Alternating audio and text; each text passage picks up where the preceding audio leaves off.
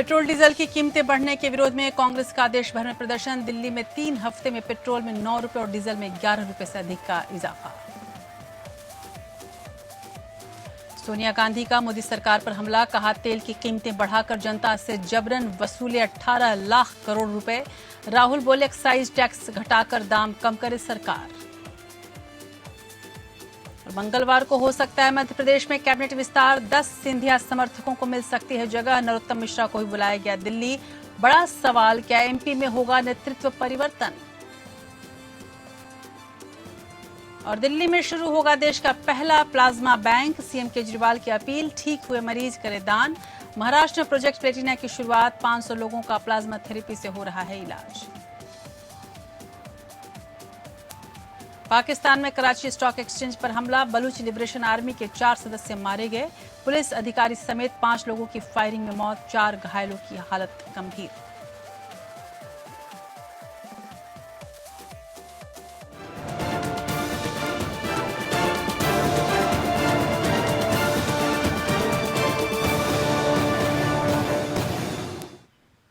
नमस्कार, आप देख रहे हैं देश की बात। मैं हूं राजश्री आपके साथ। और आज देश की बात में एक बड़ी बड़ी खबरों को तो हम लेकर आएंगे ही, लेकिन साथ ही लंबे वक्त के बाद कांग्रेस के कार्यकर्ता जब सड़कों पर दिखाई पड़े तो खबर तो बननी तय हो गई थी। और आज वही दृश्य देखने को मिला। इस दृश्य को भी हम आपके सामने रखेंगे।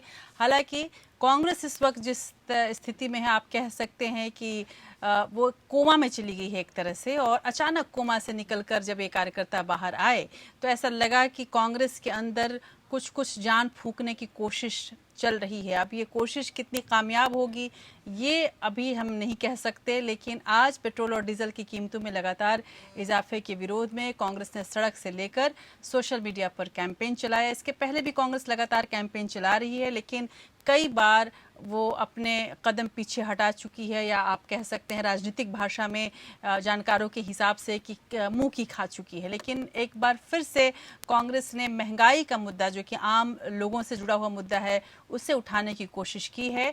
पेट्रोल और डीजल के दाम 80 के ऊपर हो चुके हैं और ऐसे कयास लगाए जा रहे हैं, ऐसी आशंका है कि 100 रुपए तक जा सकते हैं। ऐसे में एक बड़ा मसला है ये विपक्ष के पास, और कांग्रेस ने इसे भुनाने की कोशिश की। गौरतलब है कि इससे पहले सोनिया गांधी और राहुल गांधी ने चीन के मसले पर बातचीत शुरू की थी और चीन के मसले पर आरोप लगाना शुरू किया था। लेकिन जब बीजेपी हमलावर हुई तो चीन को धीरे धीरे कांग्रेस ने ठंडे बस्ते में डालना शुरू कर दिया और अब वो महंगाई का मसला उठा रही है। इसके पहले लॉकडाउन का मुद्दा था, कोविड से निपटने का मुद्दा था, जिसको लेकर राहुल गांधी कई एक्सपर्ट से बात कर रहे थे, लेकिन वो बात कुछ ज़्यादा हवा नहीं ले पाई और वो ज़्यादा बड़े पैमाने पर उस बात को तवज्जो नहीं दी गई। तो अब वो सड़कों पर उतरे हैं कांग्रेस के कार्यकर्ता। इस बीच कांग्रेस अध्यक्ष सोनिया गांधी ने कहा है कि तेल के इस खेल में केंद्र सरकार ने 18 लाख करोड़ रुपए की अतिरिक्त कमाई की है, जबकि आम लोगों की जेब कट रही है। राहुल ने भी सरकार से मुनाफाखोरी बंद करने को कहा है। तो आज कांग्रेस के बीच की ये हलचल, कांग्रेस के अंदर की हलचल, सड़कों पर जो प्रदर्शन है, उन सब के साथ आपके सामने देश की बात में हम हाजिर हैं। और इसके अलावा मध्य प्रदेश से बड़ी खबर आई है, जहां पर आपको याद हो कांग्रेस को बड़ा झटका लग चुका है ज्योतिरादित्य सिंधिया के रूप में। मंगलवार को शिवराज कैबिनेट का विस्तार हो सकता है और इस विस्तार में सिंधिया गुट के 10 चेहरों को जगह मिल सकती है, ऐसा कहा जा रहा है। इस बीच सीएम शिवराज सिंह चौहान के बहुत खास रहे नरोत्तम मिश्रा को भी मंत्रिमंडल के विस्तार में जगह मिल सकता है, ऐसा माना जा रहा है। उन्हें भी दिल्ली बुलाया गया है। शाम होते होते कयासों का दौर बहुत शुरू हो गया और संभावना इस बात की जताई जाने लगी कि मध्य प्रदेश में नेतृत्व परिवर्तन भी हो सकता है और शिवराज को केंद्र में जगह मिल सकती है और नरोत्तम मिश्रा को ज्योतिरादित्य सिंधिया के नाम, या ज्योतिरादित्य सिंधिया को केंद्र सरकार का कमान दिया जा सकता है। अब इसमें क्या अंदर की बात है, किस तरह के समीकरण बिठाए जा रहे हैं, ये हम आपको बताएंगे। गौरतलब है कि इस वक्त ज्योतिरादित्य सिंधिया भी और नरोत्तम मिश्रा भी दिल्ली में हैं और अमित शाह और नरेंद्र मोदी, प्रधानमंत्री नरेंद्र मोदी से उनकी मुलाकात भी होने वाली है। तो अब ये माना जा रहा है कि बहुत जल्द शिवराज सिंह चौहान यानी कि मामू जो हैं वो केंद्र में होंगे और उनके साथी जो हैं वो राज्य में हो सकते हैं। ज्योतिरादित्य सिंधिया ने पहले भी अंदर अंदर एक शर्त रखी थी, खबर हमने आपको दिखाई थी। ज्योतिरादित्य सिंधिया ने एक शर्त रखी थी कि वो राज्य में अपनी सरकार चाहते हैं। हालांकि इसकी उम्मीद जो है वो बहुत कम है। ज्योतिरादित्य सिंधिया को कमान नहीं दिया जाएगा। यदि कमान देना होगा तो हो सकता है कि नरोत्तम मिश्रा को आगे बढ़ाया जाए। हालांकि नरोत्तम मिश्रा को लेकर अभी जो केंद्र है वो विचार कर रहा है। सरकार के अंदर अभी ये हलचल है।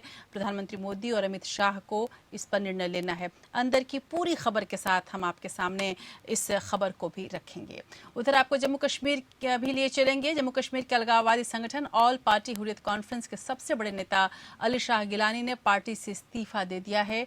अब ये जो बड़ी पार्टी है वो बिखराव के करीब है। अलगाववादी नेता ने कहा है कि मौजूदा हालात को देखते हुए उन्होंने सभी स्वरूपों से अलग होने का फैसला कर लिया है।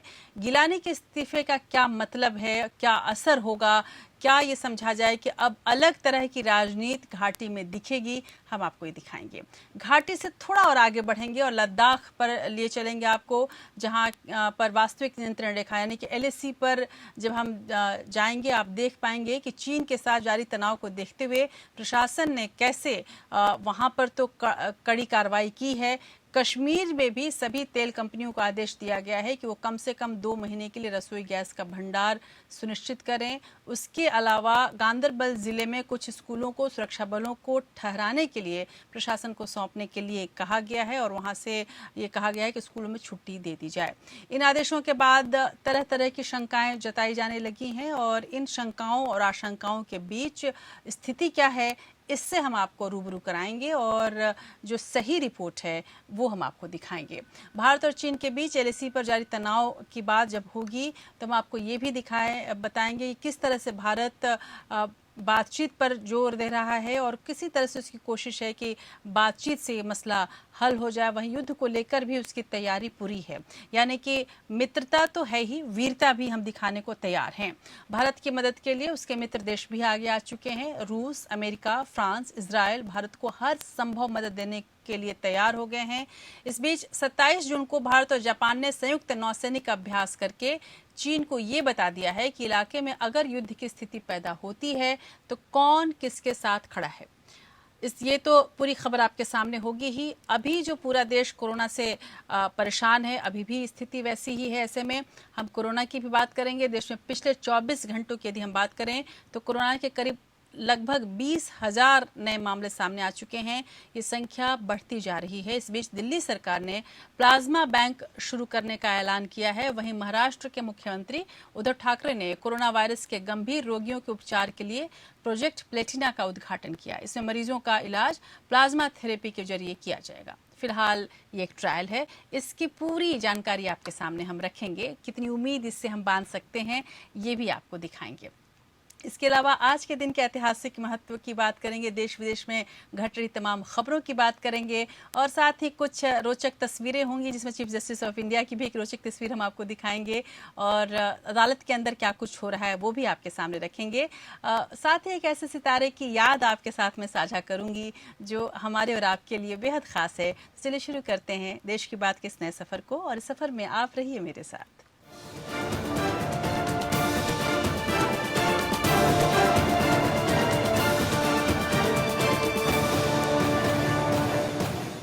लंबे समय के बाद कांग्रेस कार्यकर्ता कुछ जोश में दिखाई दिए। आज का दिन उनके जोश दिखाने का दिन रहा। सड़कों पर उतरकर उन्होंने तेल की बढ़ती कीमतों को लेकर मोदी सरकार के खिलाफ प्रदर्शन किया।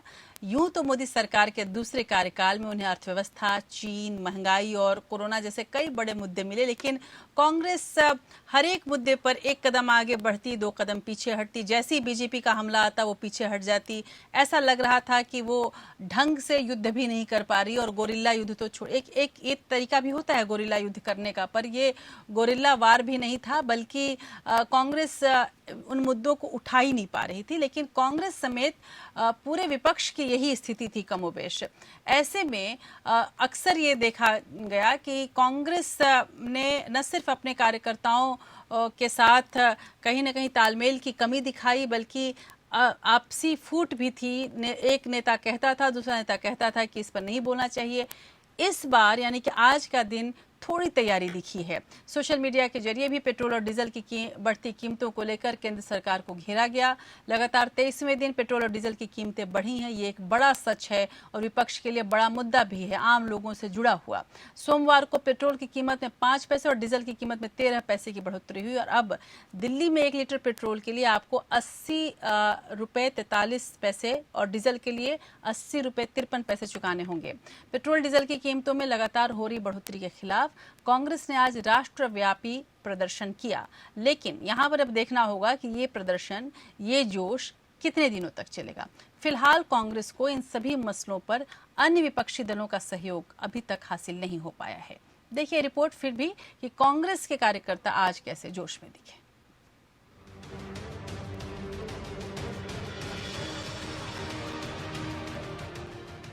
डीजल पेट्रोल की लगातार बढ़ती कीमतों के खिलाफ देश भर में कांग्रेस कार्यकर्ता सड़कों पर उतरे। राजधानी दिल्ली में प्रदर्शन कर रहे कांग्रेस कार्यकर्ताओं को पुलिस ने हिरासत में ले लिया, तो वहीं गुजरात के अहमदाबाद में भी पुलिस ने प्रदर्शनकारियों को हिरासत में लिया। कांग्रेस का कहना है कि कोरोना के कारण पहले से ही लोगों की जिंदगी बेहाल है, ऊपर से तेल की कीमतों की महंगाई ने जनता का और भी बुरा हाल कर दिया है। देखिए देश के अंदर जो हालात हैं, आप देखिए आज लोगों के पास पैसा नहीं है, रोजगार नहीं है, व्यवसाय खत्म हो चुके हैं। बावजूद उसके जो भारत सरकार जिस तरह से अत्याचारी रूप दिखा रही है, व्यवसायी रूप दिखा रही है, लोगों की जेब पर भार डाला जा रहा है।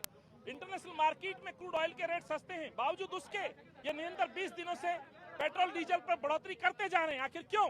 यदि इस स्तर पर यदि ये कमी आ रही है, रेटों में कमी आ रही, तो उसका लाभ उपभोक्ताओं को मिलना चाहिए। इस महामारी के दौर में जहां जनता परेशान है, वहां पे अतिरिक्त भार डाला जा रहा है, इसलिए हम तागा घोड़ी पर आए। देश के विभिन्न हिस्सों में प्रदर्शन कर रहे कांग्रेस कार्यकर्ताओं को पुलिस ने हिरासत में लिया है। इससे पहले राहुल गांधी ने एक वीडियो साझा करते हुए #speak of against fuel hike campaign की शुरुआत की थी। बताया गया कि सोमवार को सुबह 10 बजे कांग्रेस पार्टी देश भर में पेट्रोल और डीजल की बढ़ती कीमतों के खिलाफ विरोध प्रदर्शन करने जा रही है। राहुल गांधी ने ट्विटर पर साझा किए गए वीडियो में कहा कि कोरोना संकट और चीन के साथ बिगड़ते हालात के बीच सरकार ने आम आदमी को अपने हालात पर छोड़ दिया है। लोगों के पास रोजगार नहीं है और केंद्र सरकार 21 दिनों से हर रोज दाम बढ़ाई जा रही है। दिल्ली, गुजरात, कर्नाटक, पंजाब और बिहार समेत अलग अलग राज्यों में इस विरोध प्रदर्शन के दौरान कांग्रेस ने केंद्र सरकार पर लोगों को ठगने का आरोप लगाया। कहा देश में ऐसा पहली बार हुआ जब डीजल की कीमतें पेट्रोल से भी आगे निकल गई। मोदी सरकार ने लोगों के साथ धोखा किया है। देश में पहले ही कोरोना जैसी महामारी चल रही है और जनता बड़ी मुश्किल की घड़ी में है और उसी ऐसे समय में केंद्र सरकार ने पेट्रोल डीजल की जो कीमतें हैं उनको इतना ज़्यादा बढ़ा दिया कि वो 25-50 पैसे नहीं 25 रुपए बढ़ा दिए। इस टाइम लोगों के पास खाने के लिए बिजनेस नहीं है, बच्चों की फीस देने के लिए पैसे नहीं है और उस दौरान डीजल और पेट्रोल का बढ़ना अपने आप में एक बहुत बड़ी शर्म की बात है। सोमवार को पेट्रोल की कीमत में 5 पैसे और डीजल के दाम में 13 पैसे का इजाफा हुआ। अब दिल्ली में 1 लीटर पेट्रोल के लिए 80 रुपए 43 पैसे और डीजल के लिए 80 रुपए 53 पैसे चुकाने होंगे। एक तरफ पेट्रोल और डीजल के दाम लगातार बढ़ रहे हैं, दूसरी ओर राज्य सरकारों की ओर से जो वेट लगाया जाता है उसका भी असर कीमतों पर पड़ रहा है। Bureau report. उधर देश में कोरोना वायरस की मार और ऊपर से लॉकडाउन में ठप हुए कारोबार से आम आदमी परेशान है। इस सब के बीच पिछले करीब 3 हफ्ते से हर रोज पेट्रोल और डीजल के दाम में बढ़ोतरी हो रही है। कांग्रेस की अंतरिम अध्यक्ष सोनिया गांधी ने पेट्रोल डीजल की बढ़ी कीमतों पर मोदी सरकार पर आज निशाना साधा और कहा कि पेट्रोल डीजल पर 12 बार एक्साइज ड्यूटी बढ़ाकर मोदी सरकार ने 18 लाख करोड़ रुपए अतिरिक्त वसूले हैं। सोनिया ने कहा कि लॉकडाउन के बाद मोदी सरकार ने 22 बार पेट्रोल डीजल की कीमतें बढ़ाई हैं। कीमतें उस वक्त बढ़ाई जा रही हैं जब कच्चे तेल की कीमतें अंतर्राष्ट्रीय बाजार में कम होती जा रही हैं। एक तरफ कोरोना महामारी का कहर और दूसरी तरफ महंगे पेट्रोल डीजल की मार ने देशवासियों का जीना बेहद मुश्किल कर दिया है। 2014 के बाद मोदी सरकार ने जनता को कच्चे तेल की गिरती कीमतों का फायदा देने की बजाय पेट्रोल और डीजल पर 12 बार एक्साइज ड्यूटी बढ़ाई, जिससे सरकार ने लगभग 18 लाख करोड़ रुपए की अतिरिक्त वसूली की। पेट्रोल और डीजल की अन्यायपूर्ण बढ़ोतरी ने सरकार द्वारा देशवासियों से जबरन वसूली का एक नया उदाहरण पेश। उधर पूर्व कांग्रेस अध्यक्ष राहुल गांधी ने भी पेट्रोल डीजल की बढ़ती कीमतों को लेकर मोदी सरकार पर निशाना साधा। राहुल ने कहा कि सरकार पेट्रोल डीजल से मुनाफाखोरी बंद करे, एक्साइज दर तुरंत घटाए और दाम कम करे। राहुल ने कहा कि सरकार ने पेट्रोल और डीजल के दाम बढ़ाए हैं, जिसका सीधा असर गरीब और मध्यम वर्ग पर पड़ा है। पेट्रोल और डीजल के दाम 22 बार सरकार ने बढ़ाए, 22 बार, मतलब 22 बार सरकार ने आपको सीधी चोट मारी, कमजोर लोगों को, गरीब लोगों को सीधी चोट मारी। इसलिए हमने इनसे कहा है कि इसको एकदम कम कीजिए, गरीबों से, मध्यम वर्ग से आप पैसा लेना बंद कीजिए और रोल बैक एकदम। उधर देश में लगभग 3 हफ्तों से पेट्रोल और डीजल की कीमतों में रोजाना ही बढ़ोतरी हो रही है, इसलिए इसमें कोई शक नहीं कि आम लोगों के लिए ये एक परेशानी भरे दिन है। और अब दिल्ली की तो स्थिति ये आ गई है कि डीजल की कीमत पेट्रोल से अधिक हो चुकी है। ये अभूतपूर्व स्थिति है। इसके पहले डीजल के दाम पेट्रोल से आगे शायद ही कभी रहे हों।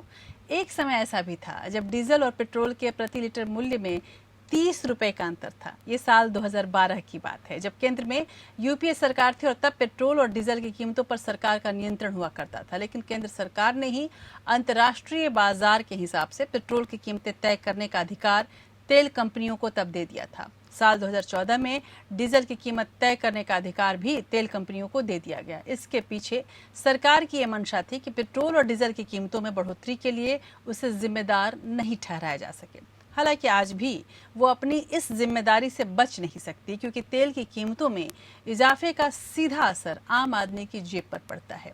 असल में शुरू से ही सरकारें और तेल कंपनियां डीजल और पेट्रोल को पैसा कमाने का सबसे बड़ा जरिया समझती आई हैं। तेल कीमतों में इजाफा करके किए बिना किसी खास मशक्कत के सरकारी खजाना भरा जाना इतना आसान नहीं। इसलिए डीजल और पेट्रोल की कीमतें आप बढ़ा दें और अपना सरकारी खजाना भर लें। ये कंपनियों पर भी लागू होता है। डीजल और पेट्रोल की कीमतें बढ़ाती हैं और अपना खजाना भर लेती हैं। इसीलिए वक्त बेवक्त इनकी कीमतों में इजाफा होता रहता है।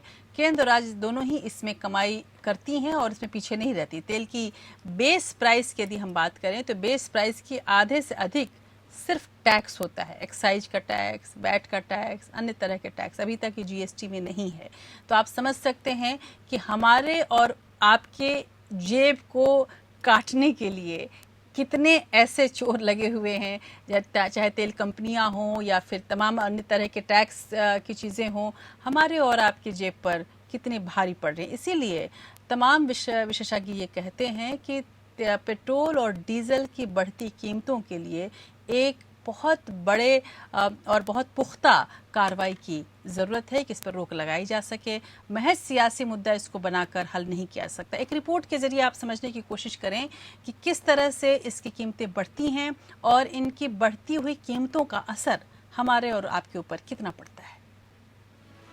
कोरोना वायरस के संक्रमण के कारण जब अधिकांश देशों में लॉकडाउन चल रहा था, तब इंटरनेशनल मार्केट में कच्चे तेल की कीमतें काफी निचले स्तर तक चली गई। इस स्थिति को देखते हुए भारतीय तेल कंपनियों ने 15 मार्च के बाद पेट्रोल डीजल के मूल्यों की समीक्षा बंद कर दी। हालांकि जून के पहले सप्ताह में जब इंटरनेशनल मार्केट में कच्चे तेल की कीमतों में फिर उछाल आया, तो देश की तेल कंपनियों ने फिर कीमतों की दैनिक समीक्षा प्रारंभ कर दी और तेल की कीमतों में उछाल आना शुरू हो गया। हालांकि ये उम्मीद शायद ही किसी को हो रही हो कि एक दिन डीजल की कीमत पेट्रोल से अधिक हो जाएगी। ऐसा इस कारण हुआ क्योंकि केंद्र सरकार ने लॉकडाउन की अवधि में पेट्रोल से अधिक एक्साइज ड्यूटी डीजल पर बढ़ाई। डीजल पर 16 रुपए और पेट्रोल पर 13 रुपए एक्साइज ड्यूटी लगाने से दाम लगभग एक ही स्तर पर आ गए। हालांकि इस मूल्य वृद्धि से रोजमर्रा के जीवन उपयोगी वस्तुओं की कीमतें भी बढ़ना तय है, जिसके कारण गरीब और मध्यम आय वर्ग की तकलीफों को जो इजाफा होगा उसकी किसी को कोई परवाह नहीं है। तेल की कीमतों में इजाफा का एहसास तो केंद्र और राज्य सरकारों को भी है, लेकिन उनके लिए आमदनी बढ़ाने का सबसे आसान उपाय हमेशा से यही रहा है। लिहाजा दोनों ही आंख मूंद कर बैठे हैं। वैसे ये सिलसिला शुरू से ही चलता रहा है कि पहले तो सरकारें पेट्रोल और डीजल की कीमतों पर लगातार हो रही मूल्य वृद्धि पर मौन साधे रहती है और जब कीमतों में काफी इजाफा हो जाता है तो बाद में थोड़ी सी राहत देकर लोगों को भरमाने की कोशिश करती है केंद्र और राज्य सरकारों के पास अपने अपने तर्क हैं जो जनता के गले नहीं उतरते, लेकिन लोगों को तो ये मालूम ही नहीं है कि अंतर्राष्ट्रीय बाजार में तेल की कीमतों में बड़ी गिरावट आने पर भी देश के अंदर उसी अनुपात में पेट्रोल और डीजल के दाम कभी घटाए नहीं जाते। लेकिन जब इंटरनेशनल मार्केट में तेल की कीमतों में उछाल आता है तो भारतीय तेल कंपनियां पेट्रोल और डीजल की कीमतों में बढ़ोतरी करने में कोई देर नहीं करती। पेट्रोल और डीजल को उन वस्तुओं में शामिल नहीं किया गया है जो जीएसटी के दायरे में आती है, इसलिए अभी राज्यों में पेट्रोल और डीजल की कीमतों में कोई भी समानता नहीं है। सरकार भले ही ईंधन की कीमतों में इजाफे में अपना कोई हाथ न होने का तर्क दे, लेकिन इस बात से कैसे इनकार किया जा सकता है कि केंद्रीय स्तर पर पेट्रोल और डीजल पर लगाई जाने वाली एक्साइज ड्यूटी और राज्य सरकारों द्वारा लगाया जाने वाला वैट पेट्रोल और डीजल की कीमतों के निर्धारण में महत्वपूर्ण भूमिका निभाते हैं। पेट्रोल और डीजल की लगातार बढ़ती कीमतों से आम जनता की तकलीफें बढ़ना तय है। Bureau report.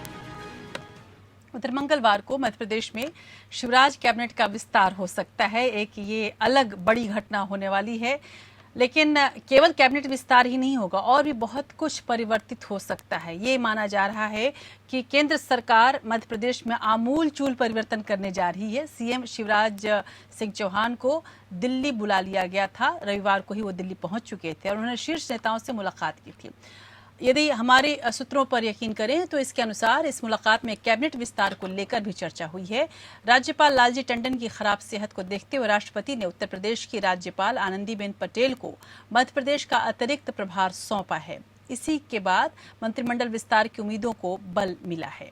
मंत्रिमंडल विस्तार के साथ साथ और भी बहुत कुछ होने वाला है। पहले आप ये इस रिपोर्ट में देखें कि इस मंत्रिमंडल विस्तार में किसको किसको क्या क्या मिल सकता है, किस तरह की स्थिति बन रही है, किसके कितने मंत्री हो सकते हैं, क्योंकि वहाँ ज्योतिरादित्य सिंधिया भी अपना स्टेक, अपनी एक धमक चाह रहे हैं और वो चाह रहे हैं कम से कम 10 लोग ऐसे हों जो उनके अपने लोग हों। इन पूरे आंकड़ों के बीच, इन तमाम समीकरणों के बीच स्थिति कैसी है, आप इस रिपोर्ट में देखें। उसके बाद क्या परिवर्तन हो सकता है, मैं वो दिखाऊंगी। यूपी के राज्यपाल आनंदीबेन पटेल को मध्य प्रदेश के गवर्नर का अतिरिक्त कार्यभार मिला है। इसके बाद से ही शिवराज कैबिनेट के विस्तार की अटकलें तेज हो गई हैं। खबरों के मुताबिक संभावित मंत्रिमंडल विस्तार में ज्योतिरादित्य सिंधिया का दबदबा है। शिवराज कैबिनेट में कम से कम 9 से 10 सिंधिया समर्थकों को मंत्री बनाया जा सकता है। हालांकि इस मुद्दे पर बीजेपी सामंजस्य कैसे बनाएगी, ये बड़ा मुद्दा है, क्योंकि अपनों को नजरअंदाज करना पार्टी को भारी पड़ सकता है। कैबिनेट विस्तार को लेकर सीएम शिवराज ने दिल्ली में बीजेपी के शीर्ष नेतृत्व से लंबी चर्चा की। गृह मंत्री अमित शाह, बीजेपी अध्यक्ष जेपी नड्डा से उनकी मुलाकात लंबी चली। मुख्यमंत्री शिवराज ज्योतिरादित्य सिंधिया से भी मिलने गए। ज्योतिरादित्य सिंधिया के गुट के कई नेताओं को मंत्री बनाया जा सकता है। खबर है कि संभावित नामों को लेकर प्रदेश स्तर पर सहमति बन गई है।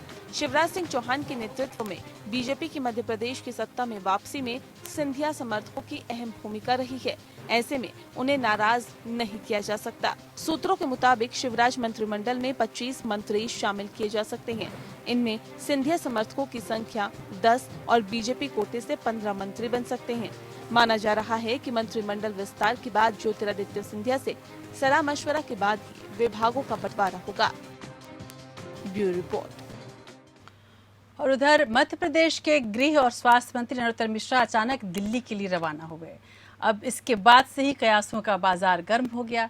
ये अभी बताया जा रहा है कि पार्टी के केंद्रीय नेतृत्व के बुलावे पर वो आए हैं। इस घटनाक्रम के बाद मध्य प्रदेश का सियासी माहौल गरमाया हुआ है। खबरों के मुताबिक बीजेपी राज्य में नेता बदलने के विकल्प पर भी विचार कर रही है और इसी सिलसिले में नरोत्तम मिश्रा को बुलाया गया है। सीएम शिवराज सिंह चौहान, प्रदेश अध्यक्ष बीडी शर्मा रविवार से ही दिल्ली में थे। ये सभी लोग प्रदेश में मंत्रिमंडल विस्तार को लेकर जमा हैं। इस साल मार्च महीने में चौथी बार एमपी के मुख्यमंत्री बने शिवराज सिंह चौहान अब तक अपनी कैबिनेट नहीं बना पाए हैं। ज्योतिरादित्य सिंधिया के साथ 22 पूर्व विधायकों की बीजेपी में एंट्री से पार्टी नेतृत्व के लिए अलग अलग धड़ों के बीच संतुलन बिठाना काफी मुश्किल हो रहा है। और अब चर्चाएं ये चल रही हैं कि संतुलन बिठाने की कवायद में पार्टी का केंद्रीय नेतृत्व शिवराज के विकल्पों को भी तलाश रहा है और ये भी हो सकता है कि शिवराज सिंह चौहान को केंद्रीय कैबिनेट में शामिल कर लिया जाए और किसी और को मुख्यमंत्री बना दिया जाए। और इसमें सबसे बड़ा नाम और सबसे आगे चलने वाला नाम नरोत्तम मिश्रा का है।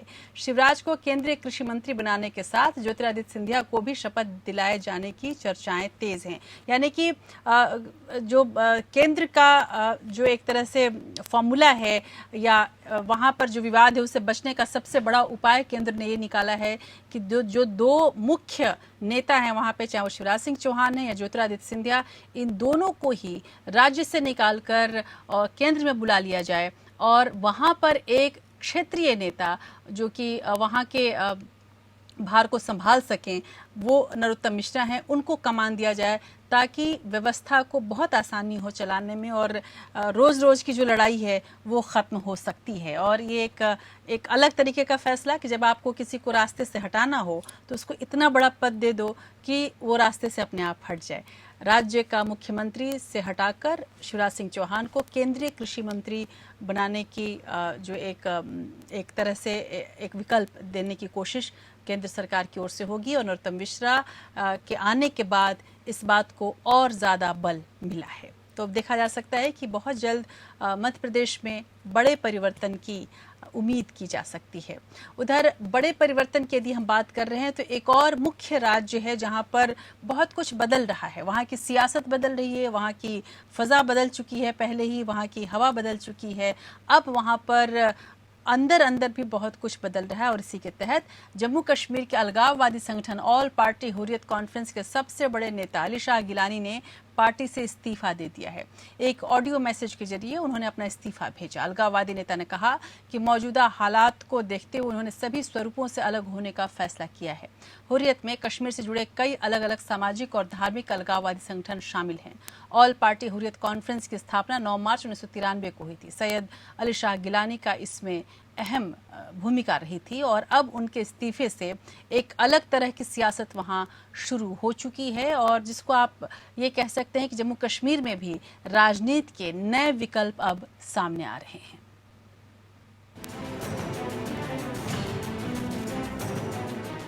अलगाववादी नेता Ali Shah Geelani all party Hurriyat conference party के आजीवन चेयरमैन थे। अपने ऑडियो संदेश में गिलानी ने कहा, हुर्रियत कॉन्फ्रेंस के मौजूदा हालात को देखते हुए मैंने इसके सभी स्वरूपों से अलग होने का फैसला किया है। इसके बारे में हुर्रियत के सारे लोगों को विस्तार से चिट्ठी लिखकर सूचना दे दी गई है। वैसे गिलानी की सेहत भी लंबे वक्त से ठीक नहीं है। वो तमाम तरह की गंभीर बीमारियों से जूझ रहे हैं। 90 साल के सैयद अली शाह गिलानी कई सालों से घर के भीतर नजरबंद हैं। अलगाववादी संगठन हुर्रियत कॉन्फ्रेंस कश्मीर में सक्रिय 26 छोटे बड़े अलगाववादी संगठनों का मंच है। इसका काम घाटी में अलगाववादी आंदोलन को बढ़ाना था, लेकिन कट्टरपंथी सैयद अली शाह गिलानी ने मतभेदों के चलते 7 अगस्त 2004 को अपने समर्थकों के साथ हुर्रियत का नया गुट बनाया था। इसके साथ ही हुर्रियत 2 गुटों में बंट गई। एक गुट गिलानी के नेतृत्व में चलता रहा तो दूसरे गुट की कमान मीरबाई उमर फारूक ने संभाली। 5 अगस्त 2019 के बाद जम्मू कश्मीर में लगातार बदल रहे राजनीतिक हालात के बीच ये अलगाववादी धड़े की सियासत में सबसे बड़ा घटनाक्रम है। जिस तरह से सुरक्षा बलों ने कश्मीर घाटी में आतंकवाद की कमर तोड़ी है और अलगाववाद पर काबू पाया है, उसके बाद किसी भी अलगाववादी संगठन के लिए काम करना काफी मुश्किल हो गया है। ऐसे में आने वाले दिनों में कई और बदलाव देखने को मिल सकते हैं। Bureau report.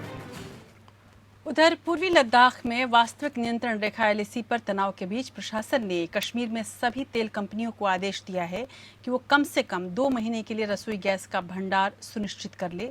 वहीं एक और आदेश में गांदरबल जिले में कुछ स्कूलों को सुरक्षा बलों को ठहराने के लिए प्रशासन को सौंपने के लिए कह दिया गया है। वैसे तो जम्मू कश्मीर प्रशासन ने इसके पीछे अमरनाथ यात्रा और मानसून की बारिश और सर्दियों से पहले की तैयारियों का हवाला दिया है, लेकिन इन दोनों ही आदेशों ने सियासी नेताओं के कान भी खड़े कर दिए हैं। खासकर चीन के साथ तनाव के कारण लोग कई तरह की आशंकाओं से घिर रहे हैं। नेशनल कॉन्फ्रेंस के नेता उमर अब्दुल्ला ने भी फैसले पर सवाल उठाया है। हालांकि इस वक्त जो स्थिति बनी है उसके लिए सरकार हरचंद कोशिश कर रही है कि घाटी में तो शांति रखा ही जाए, घाटी में तो प्रशासन की व्यवस्था चुस्त दुरुस्त रहे ही, किसी तरह के प्रोपेगेंडा, किसी तरह की गलत बयानी, किसी तरह की गलत खबरों को भी बल नहीं मिले। देखिए रिपोर्ट। लद्दाख में भारत चीन के बीच जारी तनाव के बीच जम्मू कश्मीर शासन ने 2 अलग अलग आदेश जारी किए। एक आदेश में तेल कंपनियों से कम से कम 2 महीने के लिए LPG सिलेंडर का स्टॉक करने के लिए कहा गया है। जबकि दूसरे आदेश में गांदरबल में सुरक्षा बलों के लिए स्कूल की इमारतों को खाली करने के आदेश दिए गए हैं। गांदरबल जिला लद्दाख के करगिल से सटा हुआ है। नेशनल कॉन्फ्रेंस के नेता उमर अब्दुल्ला ने इस फैसले पर सवाल उठाया है। उन्होंने कहा कि ऐसे सरकारी आदेश भय फैलाते हैं। पिछले साल दिए गए झूठे भरोसों के बाद क्या अब भी सरकार अपने इन आदेशों पर कोई सफाई देगी? उमर ने अपने ट्वीट में केंद्र सरकार द्वारा पिछले साल राज्य से धारा 370 हटाने का जिक्र किया। इन 2 आदेशों से हलचल बढ़ी तो जम्मू कश्मीर शासन की तरफ से सफाई आई। खाद्य नागरिक आपूर्ति और उपभोक्ता मामलों के विभाग ने एक बयान जारी कर कहा कि रसोई गैस भंडारण को लेकर कुछ लोग अफवाह फैला रहे हैं। जो आदेश जारी किया गया है वो मानसून के दौरान जम्मू श्रीनगर राष्ट्रीय राजमार्ग बंद होने से पैदा होने वाली स्थितियों से निपटने के लिए है। प्रयास है कि इन परिस्थितियों में आवश्यक वस्तुओं का संकट पैदा न हो। उधर गांदरबल में सुरक्षा बलों के लिए स्कूल की इमारतों को खाली करने के पीछे तर्क दिया गया कि अमरनाथ यात्रा के मद्देनजर केंद्रीय सशस्त्र अर्धसैनिक बलों के लिए स्कूल और कॉलेज खाली करवाए जा रहे हैं। फिलहाल ये भी तय नहीं है कि यात्रा कब होगी। श्रीनगर जम्मू राष्ट्रीय राजमार्ग पर लगातार व्यवधानों के मद्देनजर सर्दियों में आवश्यक वस्तुओं का भंडारण करना आम बात है, लेकिन गर्मियों के मौसम में इस तरह बड़े स्तर पर भंडारण की बात पहले कभी नहीं हुई। इसी तरह अमरनाथ यात्रा को लेकर भी इस साल बहुत ज्यादा हलचल नहीं है। ऐसे में इतनी बड़ी तादाद में अर्धसैनिक बलों की तैनाती को लेकर भी विपक्ष सवाल उठा रहा है। Bureau report. उत्तर प्रदेश में पिछले 24 घंटों में कोरोना के करीब 20,000 नए मामले सामने आ चुके हैं। इसके बाद देश भर में कोरोना पॉजिटिव मामलों की कुल संख्या 5,48,000 से ऊपर हो गई है। इस बीच दिल्ली के मुख्यमंत्री अरविंद केजरीवाल ने बताया है कि दिल्ली सरकार प्लाज्मा बैंक बनाने जा रही है, जिससे कोरोना के मरीजों के इलाज में काफ़ी मदद मिलेगी। उनका कहना है कि इस वक्त प्लाज्मा थेरेपी से लोगों को काफ़ी राहत मिल रही है, लेकिन इसका डोनर खोज पाना काफ़ी मुश्किल होता है। ऐसे में दिल्ली सरकार द्वारा बनाया जा रहा ये बैंक प्लाज्मा के ज़रूरतमंदों की मदद करेगा। उधर महाराष्ट्र के मुख्यमंत्री उद्धव ठाकरे ने कोरोना वायरस के गंभीर रोगियों के उपचार के लिए प्रोजेक्ट प्लेटिना का उद्घाटन किया है। महाराष्ट्र के मुख्यमंत्री कार्यालय ने कहा कि दुनिया का सबसे बड़ा प्लाज्मा थेरेपी ट्रायल है, जिसे महाराष्ट्र चिकित्सा शिक्षा और औषधि विभाग द्वारा लॉन्च किया गया है। इसमें एक साथ 500 मरीजों को प्लाज्मा थेरेपी की डोज दी जाएगी। दिल्ली में अब कोरोना वायरस संक्रमितों का इलाज प्लाज्मा थेरेपी से किया जाएगा। इसके लिए institute of liver and biliary sciences अस्पताल में प्लाज्मा बैंक तैयार किया जा रहा है। मुख्यमंत्री अरविंद केजरीवाल के मुताबिक जल्द ही डॉक्टर की सिफारिश पर मरीजों का प्लाज्मा मिलने लगेगा। दिल्ली के मुख्यमंत्री ने लोगों से बैंक में ज्यादा से ज्यादा प्लाज्मा दान करने की अपील की है, ताकि लोगों की जान बचाई जा सके। ILBS जो हमारा अस्पताल है दिल्ली सरकार का, वहां पे प्लाज्मा बैंक बनाया जाएगा। अगर किसी को प्लाज्मा चाहिए तो डॉक्टर को या अस्पताल को प्रिस्क्राइब करना पड़ेगा, लिख के देना पड़ेगा कि इनको प्लाज्मा थेरेपी की जरूरत है। कोई खुद के नहीं कह सकता कि मेरा फलाना बीमार है इसलिए मुझे प्लाज्मा दे दो। डॉक्टर की रिकमेंडेशन जरूरी है, और डॉक्टर या हॉस्पिटल ILBS को अप्रोच करेंगे और ILBS उन्हें प्लाज्मा दे देगा। उधर महाराष्ट्र में दुनिया की सबसे बड़ी प्लाज्मा थेरेपी का ट्रायल शुरू हुआ है। राज्य सरकार ने इसे प्रोजेक्ट प्लेटिना नाम दिया है। इस योजना के अंतर्गत एक साथ 500 मरीजों को प्लाज्मा थेरेपी की 2 डोज दी गई है। इन पर हुए असर के बाद पूरे राज्य में इसे गंभीर मरीजों पर आजमाया जाएगा।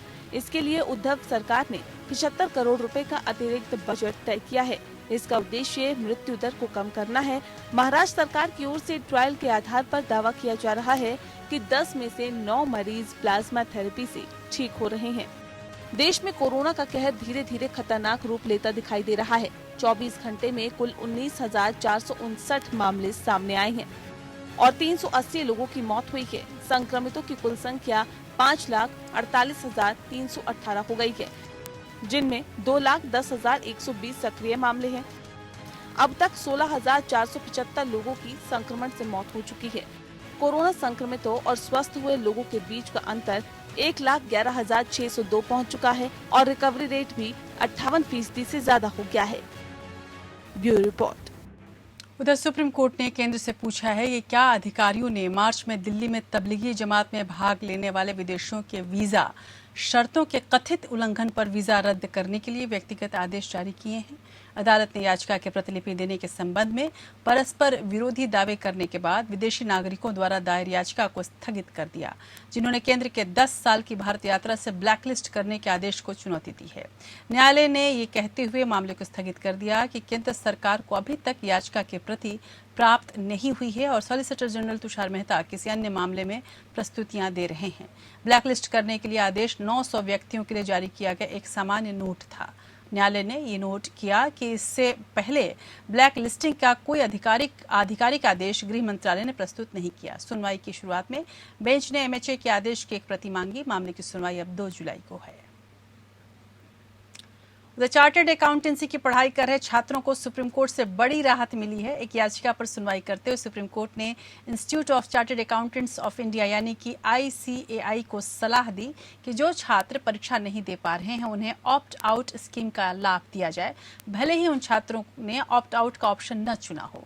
ICAI ने अपने उन छात्रों को ऑप्ट आउट स्कीम का लाभ देना शुरू कर दिया है जिन छात्रों ने मई 2020 में ऑनलाइन आवेदन फॉर्म जमा किया है और इसके साथ ही ऑप्ट आउट फॉर्म भी जमा किया है। इस स्कीम के तहत बिना परीक्षा के भी छात्र को अगली परीक्षा के लिए उम्मीदवारी तय हो जाएगी। सुप्रीम कोर्ट ने ICAI को निर्देश दिया है कि वे इस मामले पर एक नई गाइडलाइन जारी करें। ICAI की नई गाइडलाइन अदालत की अगली सुनवाई में 2 जुलाई को कोर्ट के समक्ष रखी जाएंगी। सीधे लिए चलते हैं आपको सीमा पर। भारत और चीन के बीच हिंसक झड़प की वजह चीनी तंबू में लगी रहस्यमय आग थी, ऐसा कहना है केंद्रीय मंत्री और पूर्व आर्मी चीफ वीके सिंह का। वीके सिंह का कहना है कि अचानक लगी आग से भारतीय सैनिक भड़क उठे थे। उनके मुताबिक ये कह पाना मुश्किल है कि चीनी सैनिकों ने तंबू में क्या रखा था जिससे वो आग लगी। हालांकि वीके सिंह का ये दावा अब तक सामने आ रही बात से थोड़ी अलग है। अब तक कहा जा रहा है कि चीनी सैनिकों के पीछे न हटने की बात पर भारतीय सैनिकों ने तंबू उखाड़कर फेंक दिया था।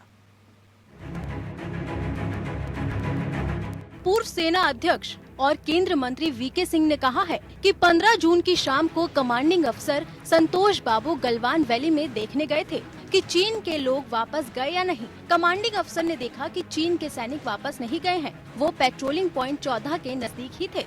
इस दौरान दोनों सेनाओं के बीच कहासुनी हुई। कमांडिंग अफसर संतोष बाबू ने तंबू हटाने का आदेश दिया। चीनी सैनिक जब तंबू हटा रहे थे तभी उसमें अचानक आग लग गई। अभी तक ये साफ नहीं है कि चीनियों ने टेंट में क्या रखा था। केंद्रीय मंत्री वीके सिंह के मुताबिक चीनी सेना के तंबू में आग लगने के कारण मामला बढ़ गया है और दोनों देशों के जवानों के बीच हिंसक झड़प हो गई। पूर्व सेना प्रमुख और केंद्रीय मंत्री के अनुसार इस झड़प के दौरान भारतीय जवान चीनी सैनिकों पर हावी हो गए हैं। थोड़ी देर बाद ही दोनों ही तरफ से और भी संख्या में जवान इकट्ठा हो गए, जिसके बाद खूनी टकराव और तेज हो गया। पूर्व army chief general VK Singh ने कहा कि चीन के लोग सोच कर आए थे कि वो भारतीय सेना पर हावी हो जाएंगे, लेकिन ऐसा नहीं हुआ। उल्टा भारतीय जवान चीनी सैनिकों के ऊपर हावी हो गए। वीके सिंह के मुताबिक दोनों देशों के बीच बातचीत हुई तो ये तय हुआ कि स्थिति वैसे ही रहेगी जैसे 15 जून से पहले तक की थी, यानी चीनी सेना को पीछे जाना था। ये भी तय हुआ था कि पेट्रोलिंग पॉइंट 14 पर उसके पीछे 2 किलोमीटर तक और 5 किलोमीटर के दायरे में कितने कितने सैनिक रह सकते हैं, लेकिन चीन ने इसका प्लान नहीं किया। 1962 के बाद ही पेट्रोलिंग पॉइंट 14 भारत के पास है। अब भारत ने श्योक नदी के साथ साथ रोड बनाई है जो दौलत बेग ओल्जी तक जाती है। वीके सिंह के मुताबिक चीन की तरफ से उसे ये सड़क नहीं दिखती, इससे ही चीनी सेना में खलबली है। इस सड़क पर उसकी नजर बनी रहे, इसके लिए उसने PP 14 पर दावा करना शुरू कर दिया। उसके सैनिकों ने आगे आने की कोशिश की, जिन्हें भारतीय जवानों ने रोक दिया। Bureau report. उधर लद्दाख में चीन के साथ बढ़ते तनाव के बीच भारत जहां एक और बातचीत पर जोर दे रहा है, वहीं युद्ध को लेकर भी उसकी पूरी तैयारी है। यानी भारत जहां शांति के समाधान के साथ समस्या का हल खोजने का प्रयास कर रहा है, वहीं चीन को उसकी किसी भी चालबाजी के लिए सबक सिखाने को भी पूरी तरह से तैयार है। भारत की मदद के लिए उसके मित्र देश भी अब आगे आ चुके हैं। अमेरिका, रूस, फ्रांस, इजराइल भारत को हर संभव मदद देने को पूरी तरह से तैयार हैं। उधर 27 जून को भारत और जापान ने संयुक्त नौसैनिक अभ्यास करके चीन को ये बता दिया है कि इलाके में अगर युद्ध की स्थिति पैदा होती है तो कौन किसके साथ खड़ा है। चीन के साथ तनाव के बीच भारत और जापान की नौसेनाओं ने हिंद महासागर में युद्धाभ्यास किया। इस युद्धाभ्यास में भारत की ओर से INS राणा और INS कुलेश और जापान की तरफ से JS शिमायुकी, JS आसिमा और जापानी समुद्री आत्मरक्षा बल JMSDF की ट्रेनिंग स्क्वाड्रन ने हिस्सा लिया। इस मौके पर अपने ट्वीट में JMSDF ने लिखा, इस युद्धाभ्यास का लक्ष्य दोनों देशों के बीच आपसी समझ को बढ़ावा देना है। वैसे तो भारत और जापान साथ में नौसैनिक अभ्यास करते रहते हैं, लेकिन चीन के साथ दोनों देशों के मौजूदा तनाव को देखते हुए इस युद्धाभ्यास को अहम माना जा रहा है। इंडिया और चाइना ने फैसला किया है कि स्टैंड ऑफ का हल ढूंढने के लिए वो हर हफ्ते बातचीत करेंगे। हिंदुस्तान इस बातचीत में इंसिस्ट करेगा कि किसी प्रकार का कोई कॉम्प्रोमाइज नहीं होगा जहां तक हमारा इंफ्रास्ट्रक्चर का ताल्लुक है, नेशनल सॉवरेनिटी का, इंटेग्रिटी का और टेरिटोरियल इंटेग्रिटी का। हिंदुस्तान को जबरदस्त चौकन्ना रहना है, क्योंकि चाइना जो है उसको आप ट्रस्ट नहीं कर सकते, बिलीव नहीं कर सकते, और जब तक वो हर प्रकार से लद्दाख से हट नहीं जाते, हिंदुस्तान को डी-एस्केलेशन और उसको एक्सेप्ट नहीं करना चाहिए। उधर भारत के अन्य मित्र देश भी चीन के खिलाफ साथ खड़े नजर आ रहे हैं। इजरायल ने भारत को कारगिल युद्ध के दौरान भी हथियारों की जल्दी मदद उपलब्ध कराई थी। चीन के साथ तनाव को देखते हुए इजरायल इस बार भी भारत को डिफेंस सिस्टम देने को तैयार है, जिसे लद्दाख में तैनात किया जाएगा। खबरों के अनुसार इजरायल से बराक 8 मिसाइल डिफेंस सिस्टम जल्द ही भारत आएंगे। उधर भारत का पुराना मित्र रूस भी जल्द ही मिसाइल डिफेंस सिस्टम S-400 मुहैया कराएगा। रक्षा मंत्री राजनाथ सिंह के मॉस्को दौरे के दौरान रूस जल्द ही इस सिस्टम को उपलब्ध कराने पर सहमत हो गया है।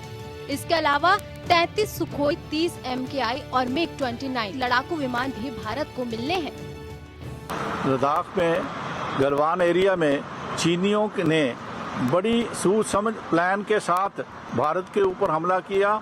ये भी पता चला है कि लासा में उन्होंने ट्रेन किए हुए अपने जो जवान थे मार्शल आर्ट में, वो यहाँ डिप्लॉय किए, जिन्होंने हमारे भारतीयों के ऊपर कैजुअल्टी की। चाहे भारतीयों ने भी बहुत बहादुरी से उनके साथ लोहा लिया और उनके भी कई आदमी मार दिए, लेकिन आगे को हमें तैयार रहना पड़ेगा। भारत का नया रणनीतिक साझेदार अमेरिका भी हर मोर्चे पर मदद देने को तैयार है। अमेरिका फिलहाल खुफिया से लेकर सैटेलाइट इमेज भारत को मुहैया करा रहा है। सैटेलाइट इमेज के जरिए लद्दाख सीमा पर चीन की सारी हरकत दुनिया के सामने आ रही है। यही नहीं, अमेरिका ने भारत को सभी प्रकार की मदद का आश्वासन भी दिया है। चीन के तनाव को देखते हुए अमेरिका ने एशिया में चीन के पास मौजूद अपने अहम सैन्य अड्डों पर सैनिकों की तैनाती बढ़ाने का फैसला किया है।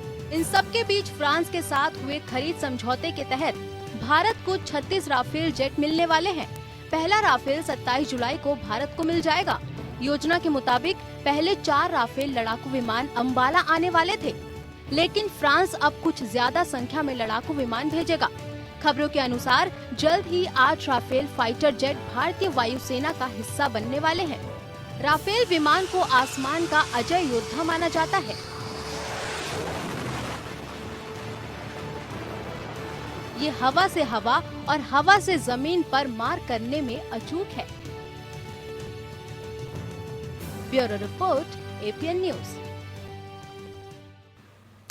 वैसे चीन ये समझ चुका है कि अब भारत को किसी भी मोर्चे पर पीछे नहीं धकेला जा सकता। उधर भारत भी ड्रैगन का मुकाबला करने के लिए पूरी तरह से तैयार हो चुका है। अब भारत के पास सबसे बड़ा हथियार राफेल फाइटर जेट भी आने वाला है। 27 जुलाई तक 6 फाइटर जेट्स की पहली खेप भारत को मिल जाएगी। राफेल विमानों के भारत लाने के लिए 1 स्टॉप का इस्तेमाल किया जा रहा है। फ्रांस उड़ान भरने के बाद सभी फाइटर जेट्स UAE के अल डाफरा एयरबेस पर उतरेंगे। यहां से ईंधन और सभी टेक्निकल चेकअप के बाद राफेल विमान सीधे भारत के लिए उड़ान भर देंगे और अंबाला एयरबेस पर आ जाएंगे। सभी 36 राफेल विमानों की डिलीवरी 2022 में हो जाएगी। उधर नेपाल की बात करें, नेपाल में कम्युनिस्ट पार्टी के भीतर और बाहर अपनी नीतियों और कामकाज को लेकर उठ रहे सवालों के बीच नेपाल के पीएम ओली ने कहा है कि भारत उन्हें सत्ता से बेदखल करने की साजिश रच रहा है और काठमांडू में बैठे लोग इसमें मदद कर रहे हैं। केपी ओली पिछले कुछ वक्त से अपने देश के भीतर भारत के खिलाफ आक्रामक बयान देकर जनभावनाएं भड़काने की कोशिश कर रहे हैं। ओली सरकार अपनी घरेलू राजनीति में चौतरफा आलोचना का शिकार हो रही है। कोरोना वायरस की महामारी को ठीक तरह से हैंडल न कर पाने को लेकर ओली के खिलाफ नेपाल की सड़कों पर लोग लगातार विरोध प्रदर्शन पर उतरे हुए हैं। खुद को घिरता देखकर ओली ने नेपाल का नया नक्शा जारी कर दिया। इसके जरिए ओली कुछ समय के लिए जनता का ध्यान भटकाने में कामयाब भी हो गए, लेकिन अब एक बार फिर से उन्हें सत्ता से हटाने की मांग ने जोर पकड़ लिया है और खुद उनकी कम्युनिस्ट पार्टी का भी एक धड़ा उनके खिलाफ खड़ा हो गया है। इस वक्त ओली चारों तरफ से घिर गए हैं।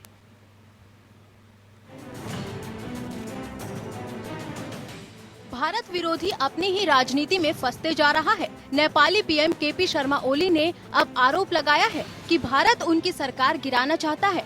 ओली के मुताबिक इसके लिए दिल्ली और काठमांडू में साजिश रची जा रही है। ओली के आरोप ऐसे वक्त सामने आए हैं जब सत्ता पर काबिज गठबंधन में उनके चीन प्रेम की कड़ी आलोचना हो रही है।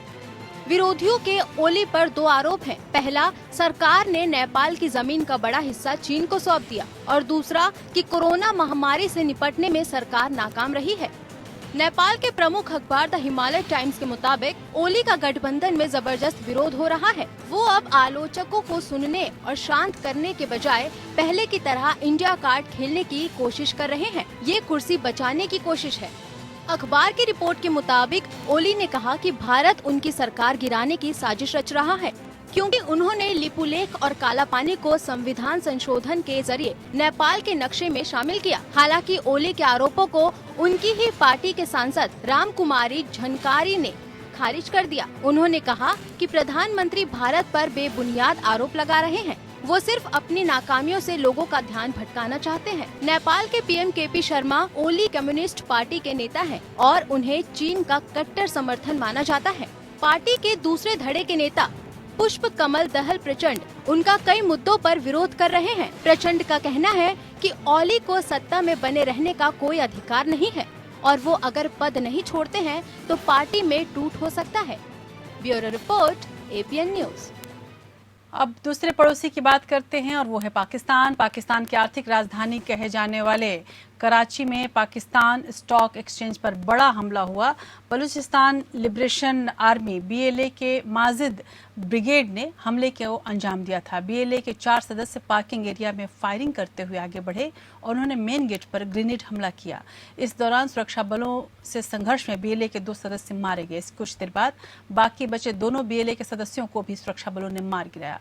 सिंध प्रांत की राजधानी कराची में इस तरह का हमला होना एक बड़ी खबर है, क्योंकि इसे पाकिस्तान की आर्थिक राजधानी के रूप में देखा जाता है। बलूचिस्तान लिबरेशन आर्मी ने हमले की जिम्मेदारी ले ली है। यह आतंकी संगठन 2000 में उस वक्त सुर्खियों में आया था जब इसने पाकिस्तान में सिलसिलेवार धमाके किए थे। पाकिस्तान की सेना और सरकार के दमन का शिकार बने बलूच पाकिस्तान से अपनी आज़ादी की मांग को लेकर संघर्ष कर रहे हैं।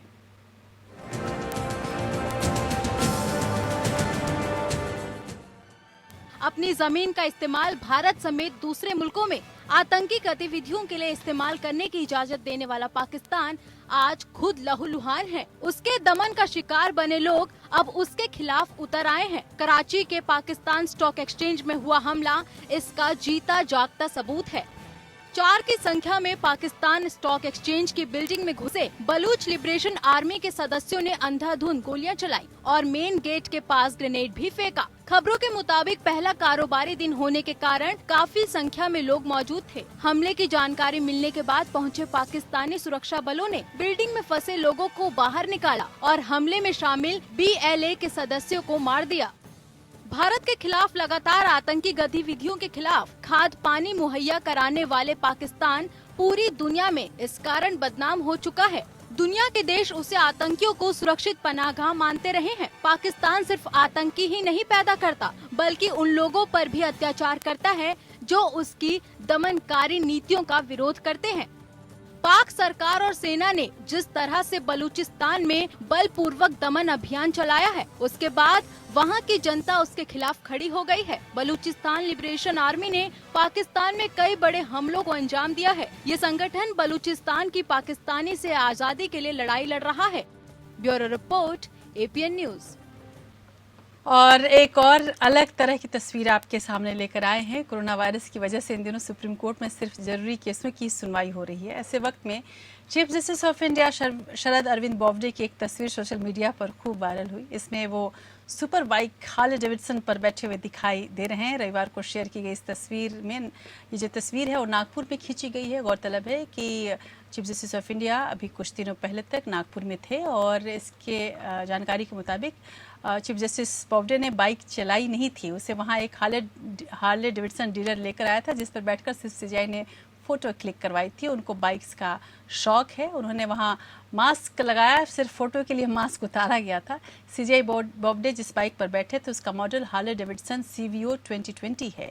दिल्ली में इसकी कीमत 50 लाख रुपए से ज़्यादा से शुरू होती है। बोबडे इस बात को पहले ही बता चुके हैं कि उन्हें बाइकों का और फोटोग्राफी का शौक है। उन पर उनके पास पहले भी बुलेट बाइक हुआ करती थी और जज रहते हुए भी वो इस तरह के शौक पालते रहते हैं और जब भी ऐसा कोई मौका मिलता है जहाँ पर वो थोड़े लाइट मोमेंट्स गुजार सके तो वो ज़रूर गुजारते हैं। इसको कहते हैं काम भी और इसके साथ साथ जो शौक हैं उसको भी ढंग से पूरे करना।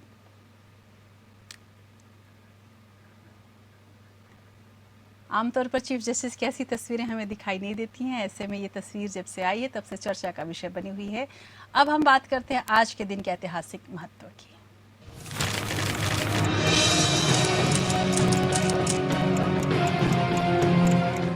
आज का दिन बहुत अहम सामाजिक, आर्थिक नियोजन और नीति निर्माण में आंकड़ों की काफ़ी अहमियत होती है और इनके बगैर कोई भी बड़ा सर्वेक्षण, रिसर्च और मूल्यांकन पूरा नहीं किया जा सकता। इसलिए सांख्यिकी के महत्व के बारे में जागरूकता पैदा करने के लिए हर साल 29 जून को राष्ट्रीय सांख्यिकी दिवस मनाया जाता है। 29 जून को प्रख्यात सांख्यिकीविद प्रशांत चंद्र महालनोबिस का जन्मदिन होता है। इसी को ध्यान में रखते हुए 2007 में राष्ट्रीय सांख्यिकी दिवस मनाने का फैसला किया गया था।